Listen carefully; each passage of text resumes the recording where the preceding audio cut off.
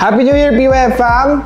Dahil bagong taon na, muli na naman tayong mag-unbox ng bagong release na sapatos, syempre. At kung ano yung sapatos na yon, dahil Year of the Snake ngayon, this is the Kobe 5 Year of the Mamba Eggplant. Yan, so let's start dito sa bag niya. May kasama siyang bag. Kobe logo dito sa harap. Sa likod, may Mamba na may number na 8 and 24. Kobe's jersey number. Of course, tingnan nyo naman. Yan! Ang solid. So, let's check naman yung mga details ng shoe na to. So, una-una mapapansin natin is yung colorway. Purple siya na metallic. Yan, kaya nagsha-shiny siya ng ganyan. Then, sa tongue, gold na Kobe logo. Then, of course, yung pinaka-design talaga ng shoe is yung snake or yung mamba. Ang material nito is, hindi siya printed. Ano siya ngayon? Patch. Hindi siya katulad ng X-ray. Mga nakaraang release, stitch siya, hindi siya pinrint. Sa likod, signature niya. Sa may insole, meron pa rin Mamba. Then, number 8 and 24. Sa may loob ng tongue, may Chinese characters.